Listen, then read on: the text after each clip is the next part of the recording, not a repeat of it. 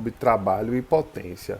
Também vamos responder alguns exemplos e preparar vocês para responder os exercícios. Então, primeiramente, vamos começar a falar sobre o trabalho de uma força constante.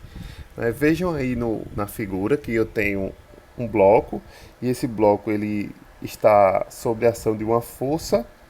Essa força ela está sendo aplicada sobre um certo ângulo e ele vai se deslocar por uma certa distância. O trabalho que essa força exerce é dado por essa fórmula aqui, ó. Trabalho é igual a força vezes a distância que ele percorre vezes o cosseno do ângulo que a força está sendo aplicada. Nesse caso aí, vejam que esse trabalho, né, ele está relacionado com o quê? Com a força. Então, quanto mais força você realiza e quanto mais distante você aplica essa força, maior vai ser o trabalho realizado. Né? Uma observação importante: muitas questões vão considerar a força como sendo horizontal. Nesse caso particular aqui, ó, se a força tanto for na mesma direção e no mesmo sentido do deslocamento, o trabalho vai ser apenas força vezes distância, porque no caso aqui o ângulo vai ser de 0 graus e o cosseno de 0 é igual a 1. E no caso da força ela ser na mesma direção e no sentido contrário, aqui eu vou chamar de força F2 e aqui é a força F1. Aqui é o trabalho 1, né? No caso da força ser no sentido contrário do deslocamento, vamos supor que o meu objeto ele está se deslocando para a direita e a força está sendo aplicada para a esquerda. Então, nesse caso aqui, o trabalho vai ser menos a força vezes a distância. Mas como assim, professor? Como é que eu posso aplicar a força para um lado e o bloco se mover para o outro? Seria uma situação que você tem mais de uma força sendo aplicada. Ó. Se eu tenho duas forças aqui, no caso horizontais, uma no sentido da direita e outra para a esquerda, uma das forças vai realizar o trabalho positivo, que é a força que está no mesmo sentido do movimento. A gente está considerando que o movimento aqui é para a direita, então essa força F1 vai ter um trabalho positivo e essa força F2 vai ter um trabalho negativo, né? Lembrando aqui, ó, que esse F aqui vai representar a força e esse D vai ser a distância percorrida pelo móvel aí. Uma observação importante é que a unidade de trabalho é o joule. Então, o trabalho ele é dado em joules. Vamos agora para esse exemplo. Uma pessoa puxa um aspirador de pó com uma força de 50 newtons, formando um ângulo de 60 graus com o plano, e este se desloca por 4 metros. Sabendo que a força de atrito cinético é de 10 newtons, determine. Então vamos lá para a situação. A situação é o seguinte aqui: você tem uma pessoa, vamos supor que esse caixote aqui ele é o aspirador, né? E vai ser aplicada uma força formando um ângulo de 60 graus, não é? Que vai deslocar esse aspirador por 4 metros. Né? Então o aspirador ele vai se deslocar até aqui, ó, percorrendo uma distância de 4 metros. Aí ele quer saber o trabalho realizado por essa força, né? Ele diz que essa força F, né, é de 50 newtons e que você tem uma força de atrito também, ó, por outro lado, de 10 newtons, né? Isso aí a gente tem que saber que a força de atrito ela sempre vai ser contrária ao movimento, né? Se ele está se movendo para a direita, a força de atrito é para a esquerda. Então aqui eu vou fazer o seguinte, ó. Primeiro eu calculo o trabalho dessa força. Como eu faço isso? Usando a fórmula que a gente viu, ó. Trabalho é igual a força vezes a distância vezes o cosseno do ângulo aqui em questão, que no caso é 60. Então, o trabalho vai ser igual a força de 50. Então, no lugar do F eu boto 50. A distância, a questão deu que era de 4 metros. E o cosseno de 60 é 1 sobre 2. Então, meu trabalho aqui vai ser igual 50 vezes 4 dá 200, dividido por 2, 100 joules. Aí agora eu quero o trabalho da força de atrito. Se você vê, ó, a força de atrito, ela é horizontal também. Ela é na mesma ela está no sentido contrário ao deslocamento, porém ela está na mesma direção do deslocamento. Então, por ela ser uma força que se opõe ao movimento, sempre o trabalho da força de atrito, das forças resistivas, vai ser negativo.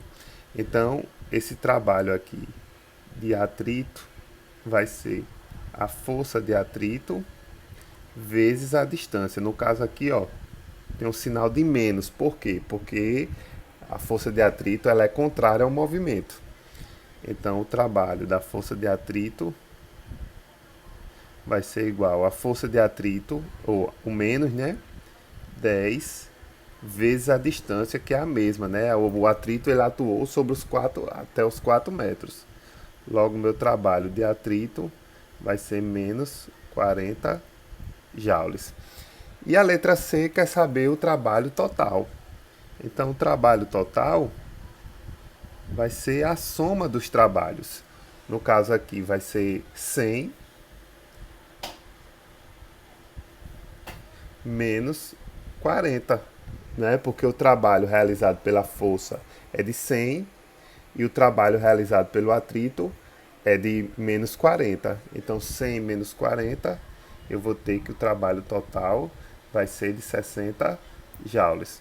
Então, eu concluí que o trabalho da força F é 100, o trabalho da força de atrito é menos 40 e o trabalho total é 60 joules.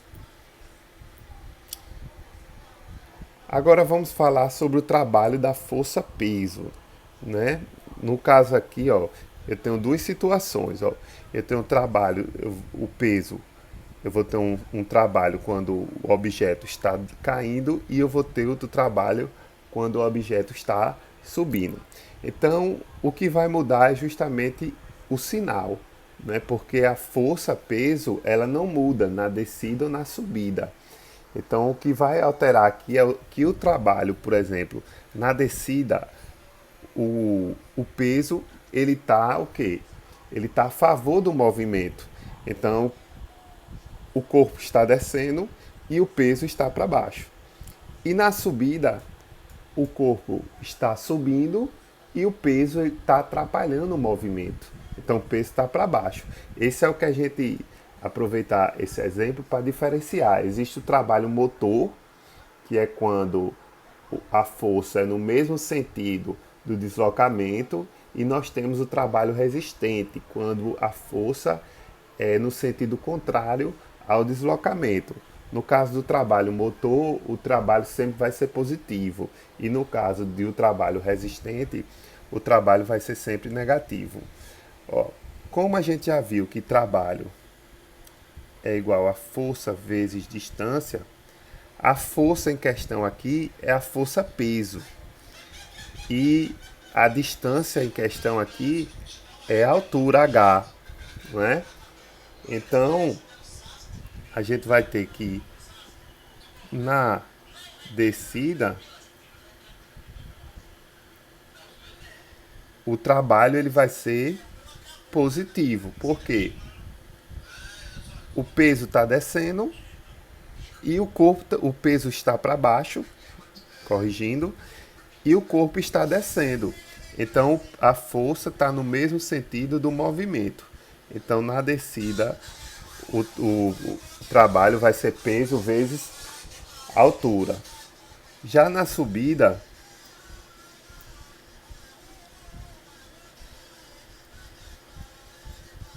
você vai ter o que? Na subida, vejam aqui, ó, o peso está, o movimento está sendo para cima, mas o peso, a força peso está para baixo. Então, no caso aqui, ó, o trabalho na subida vai ser menos o peso vezes a altura, né? Agora vamos fazer mais um exemplo. Ó. Uma pedra de 2 quilos é lançada verticalmente para cima e atinge uma altura de 5 metros. Considerando a gravidade como sendo 10 metros por segundo ao quadrado, determine o trabalho da força-peso, primeiro na subida, na descida e o total. Então, como eu acabei de falar, primeiro a gente vai calcular o peso, né, dessa pedra. Se a pedra tem 2 quilos, o peso, que é a massa vezes a gravidade, vai ser dado por 2 vezes 10. Então o peso da pedra é de 20 newtons. E aí a gente já pode calcular agora o trabalho na subida. Ó. Na subida vai ser negativo. Peso vezes altura, né? Então o trabalho vai ser menos 20 vezes a altura que ele atinge é 5. Logo vou ter um trabalho de menos 100 joules. Na descida vai ser o mesmo jeito, só que vai mudar é o que? É o sinal. Peso vezes altura, porque o sinal aqui, nesse caso, vai ser positivo, porque na descida o peso está para baixo, né, gente? Lembrando que a força-peso, ela sempre vai apontar para baixo, por cento da Terra, e o peso a gente já calculou que deu 20 e a altura é 5. Então o trabalho vai ser de 100 joules. E o trabalho total vai ser quem? Vai ser a soma. No caso, o trabalho na subida, 100, mais o trabalho na descida, 100. Isso vai dar igual a 0. Então é isso. O trabalho na subida e na descida, veja que ele tem o mesmo valor, né? Porém, como na subida a força-peso é contrária ao movimento, ele vai ser negativo. E na descida o trabalho é a favor, a força-peso é a favor do movimento, o trabalho vai ser positivo. Uma observação importante que vale a pena a gente falar é que no caso da força-peso, o trabalho é independente do caminho. Então, por exemplo, se a situação aqui fosse uma bolinha descendo uma rampa, né? E uma bolinha sendo abandonada pela mesma altura, que uma altura H, e aqui também essa mesma altura H, ele descendo a rampa, o trabalho da força-peso aqui para esses dois casos é a mesma. Né? Claro que aqui ele vai ter um caminho maior, porém o trabalho da força-peso ela não depende do caminho, só está interessado com o que o peso aplicou, não é? Só depende do seu valor, né? O trabalho realizado pelo peso depende do valor do peso e da altura que ele fez. Ele não depende do caminho. Isso é o que a gente chama na física de forças conservativas. Vamos falar agora sobre o trabalho de uma força variável.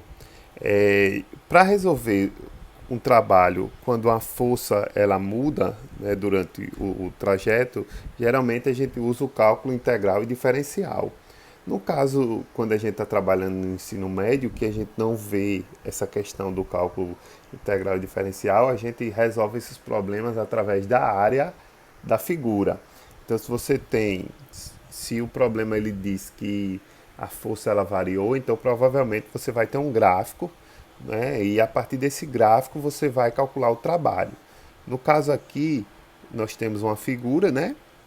E o trabalho ele vai ser numericamente igual a essa área aí, né? Como não é uma figura conhecida, aqui a gente não calcularia essa área, né? Mas muitas questões vai vir o quê? Vai vir um triângulo, um trapézio, um quadrado, e você vai poder calcular o trabalho conhecendo a área dessas figuras, né? Então, se você conhecer, souber calcular a área do triângulo, do trapézio, vai depender da questão. Então você vai ter que o trabalho é numericamente igual à área da figura, né? Então só vai depender disso. Um exemplo aqui de que você tem força variável é a força elástica, né? O trabalho de uma força elástica. Quando você tem uma mola oscilando, né, você sabe que a mola, ela quanto mais comprimida ou quanto mais alongada, maior é o valor da sua força, né? Então, durante uma oscilação de uma mola, a força varia. Ela vai de 0 até uma certa força F aqui, ó. Né? Então, se você tem uma mola oscilando, né, a força, ela quando fica no 0, ela é 0 e ela fica oscilando, indo e voltando. Então, qual seria o trabalho dessa força elástica? Como eu falei para vocês, o trabalho é numericamente igual à área. Então, esse gráfico aqui, ele representa uma mola, um corpo preso a uma mola. Então, ele varia dessa seguinte maneira. E que figura é essa? No caso aqui, seria um triângulo. Então, o trabalho aqui seria base vezes altura dividido por 2, que essa é a área do triângulo.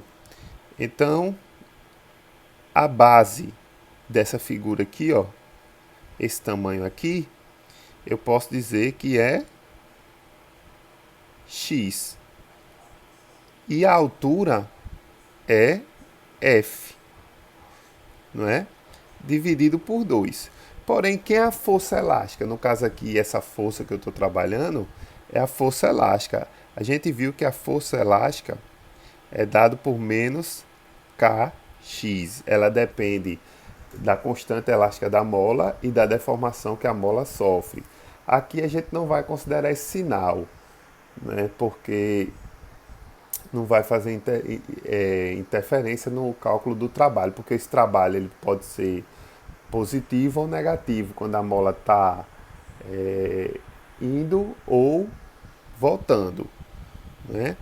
Então, desconsiderando esse sinal, você vai ter que o trabalho vai ser igual a x vezes kx, que é a fórmula da força elástica, dividido por 2. Então, o trabalho vai ser igual a kx² sobre 2. Então, essa aqui é a fórmula do trabalho da força elástica, onde K é a constante elástica da mola, né? Vai depender da mola. Quanto mais resistente a mola, maior é a sua constante elástica. E esse X é a deformação que a mola vai sofrer, né? Agora vamos fazer esse exemplo.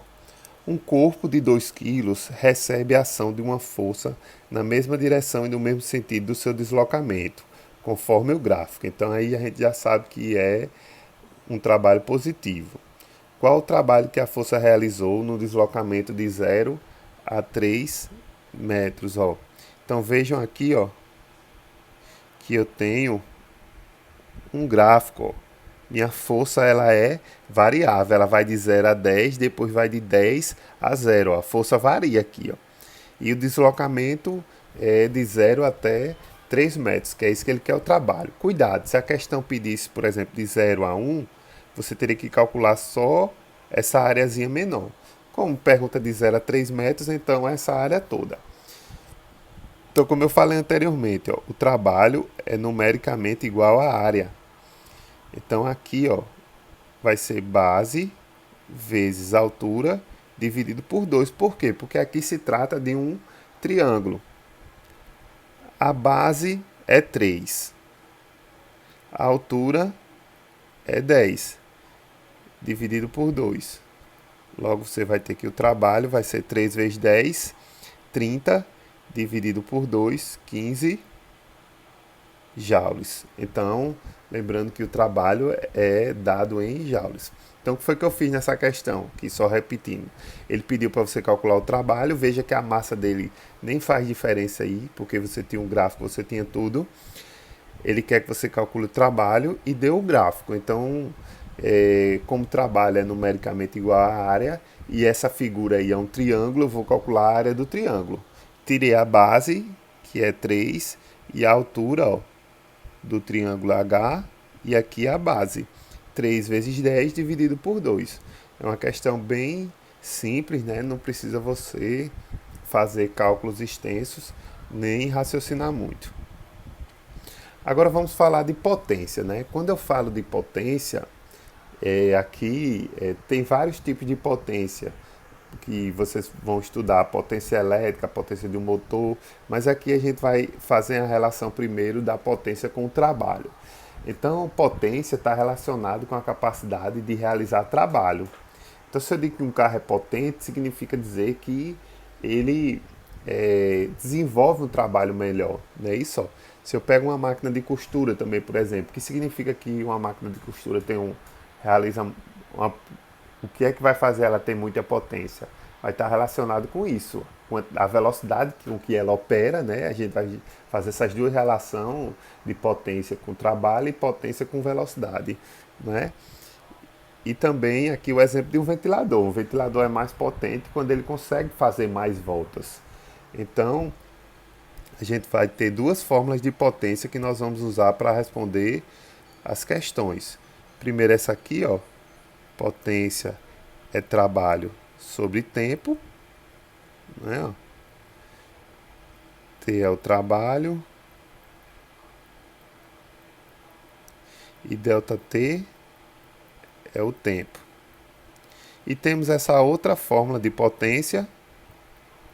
Potência é força vezes velocidade. F é a força e V é a velocidade. Então, são duas fórmulas bem simples que vão ser muito úteis na hora de responder os exercícios. O exemplo 3 diz o seguinte: um filho desafia seu pai a disputar corrida numa escada de 20 metros de altura. A massa do filho e a do pai valem respectivamente 40 e 80 quilos. O filho levou 20 segundos para completar a subida, enquanto o pai realizou em 30 segundos. Ao término da corrida, o filho estava certo que havia ganhado, porém o pai argumentou que desenvolvera potência maior, logo deveria ser o vencedor. Você concorda com o argumento do pai? Justifique apresentando os cálculos das potências desenvolvidas pelos dois. Então aqui nós vamos calcular separadamente a potência do pai e a do filho, não é? E fazer a comparação. Então eu sei que potência é trabalho sobre o tempo. Então eu vou calcular o trabalho realizado pelo pai e o trabalho realizado pelo filho, subindo as escadas. Lembrando que o trabalho da força-peso ela não depende do caminho. Então, primeiro, para o filho, o trabalho dele vai ser o peso vezes a altura. Aqui eu não estou considerando o sinal porque eu quero fazer só uma comparação entre os dois. Mas no caso aqui, como ele está subindo a escada, o trabalho teria que ser negativo. Mas se eu estiver considerando a força que ele aplica, né? Então o trabalho realizado pelo filho vai ser o peso dele. Lembrando que o peso é a massa vezes a gravidade, né? Peso é a massa vezes a gravidade. E a massa do filho é 40. E a gravidade aqui nós estamos considerando como sendo 10. Logo aqui vamos ter um peso de 400 newtons. Então, o peso aqui do filho vai ser 400 e a altura que ele sobre é de 20 metros.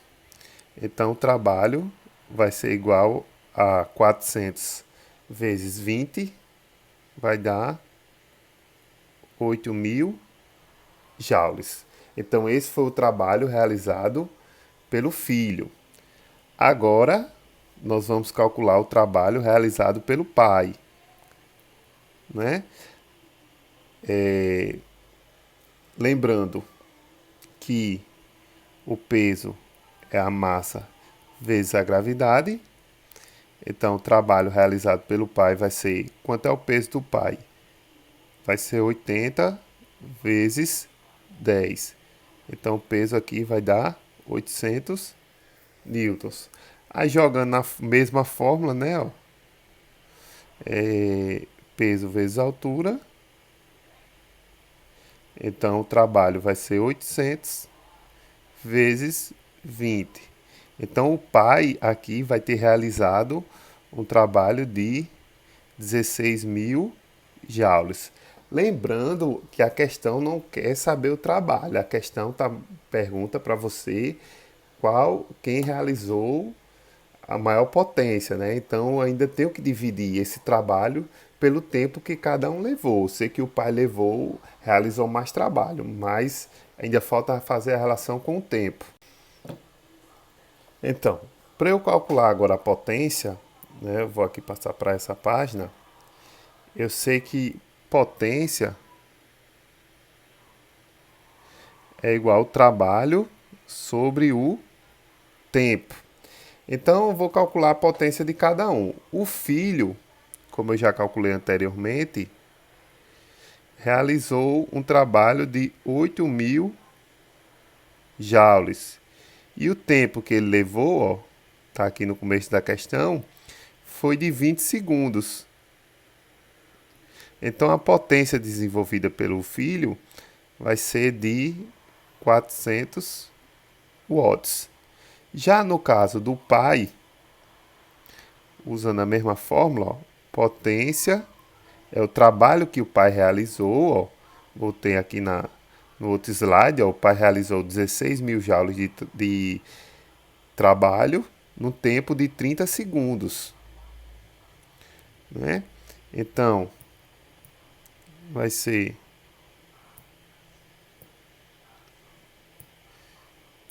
16.000